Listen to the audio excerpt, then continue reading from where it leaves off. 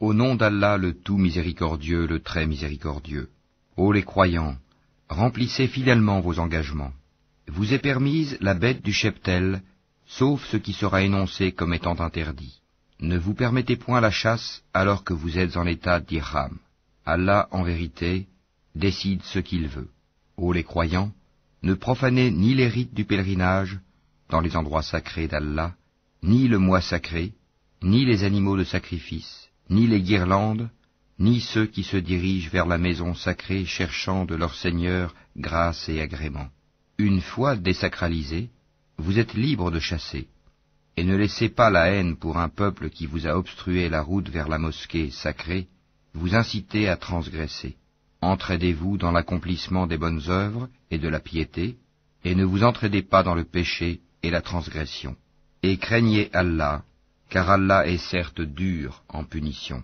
Vous sont interdits la bête trouvée morte, le sang, la chair de porc, ce sur quoi on a invoqué un autre nom que celui d'Allah, la bête étouffée, la bête assommée ou morte d'une chute, ou morte d'un coup de corne, et celle qu'une bête féroce a dévorée, sauf celle que vous égorgez avant qu'elle ne soit morte. Vous sont interdits aussi la bête qu'on a immolée sur les pierres dressées, ainsi que de procéder au partage par tirage au sort au moyen de flèches, car cela est perversité. Aujourd'hui, les mécréants désespèrent de vous détourner de votre religion. Ne les craignez donc pas, et craignez-moi. Aujourd'hui, j'ai parachevé pour vous votre religion, et accompli sur vous mon bienfait. Et j'agrée l'islam comme religion pour vous. Si quelqu'un est contraint par la faim, sans inclination vers le péché, alors Allah est pardonneur et miséricordieux. Il t'interroge sur ce qui leur est permis. Dis, vous sont permises les bonnes nourritures, ainsi que ce que capturent les carnassiers que vous avez dressés, en leur apprenant ce qu'Allah vous a appris. Mangez donc de ce qu'elles capturent pour vous, et prononcez dessus le nom d'Allah, et craignez Allah, car Allah est certes prompt dans les comptes. Vous sont permises aujourd'hui les bonnes nourritures. Vous est permise la nourriture des gens du livre, et votre propre nourriture leur est permise. Vous sont permises les femmes vertueuses d'entre les croyantes, et les femmes vertueuses d'entre les gens qui ont reçu le livre avant vous, si vous leur donnez leur mare, avec contrat de mariage, non en débauché ni en preneur d'amante. Et quiconque abjure la foi, alors vaine devient son action, et il sera dans l'au-delà du nombre des perdants. Ô les croyants, lorsque vous vous levez pour la salate, lavez vos visages et vos mains jusqu'aux coudes, passez les mains mouillées sur vos têtes, et lavez-vous les pieds jusqu'aux chevilles. Et si vous êtes pollué, junub, alors purifiez-vous par un bain. Mais si vous êtes malade ou en voyage, ou si l'un de vous revient du lieu où il a fait ses besoins, ou si vous avez touché aux femmes et que vous ne trouviez pas d'eau, alors recourez à la terre pure, passez-en sur vos visages et vos mains. Allah ne veut pas vous imposer quelque gêne, mais il veut vous purifier et parfaire sur vous son bienfait. Peut-être serez-vous reconnaissant. Et rappelez-vous le bienfait d'Allah sur vous, ainsi que l'alliance qu'il a conclue avec vous quand vous avez dit « Nous avons entendu et nous avons obéi ». Et craignez Allah, car Allah connaît parfaitement le contenu des cœurs. Ô croyants, soyez stricts dans vos devoirs envers Allah, et soyez des témoins équitables, et que la haine pour un peuple ne vous incite pas à être injuste. Pratiquez l'équité, cela est plus proche de la piété.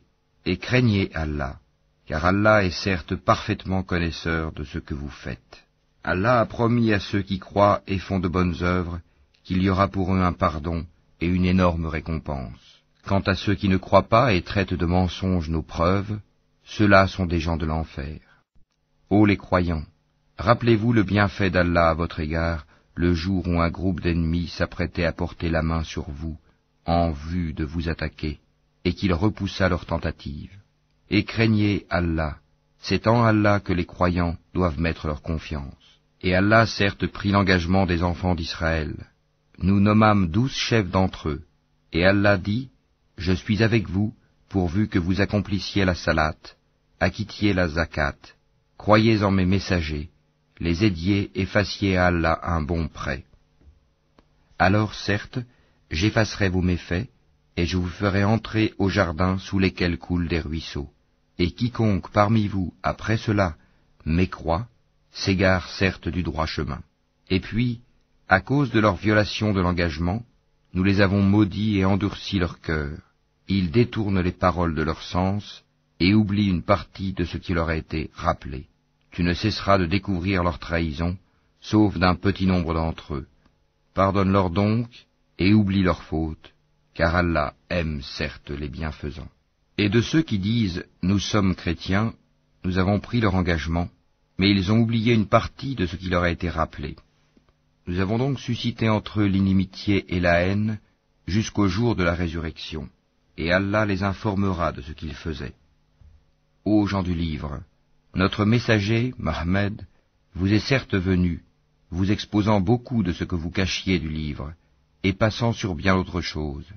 Une lumière et un livre explicite vous sont certes venus d'Allah. Par ceci, le Coran, Allah guide au chemin du salut ceux qui cherchent son agrément, et il les fait sortir des ténèbres à la lumière par sa grâce, et il les guide vers un chemin droit. Certes sont mécréants ceux qui disent « Allah c'est le Messie, fils de Marie ». Dis, qui donc détient quelque chose d'Allah pour l'empêcher, s'il voulait faire périr le Messie, fils de Marie, ainsi que sa mère et tous ceux qui sont sur la terre?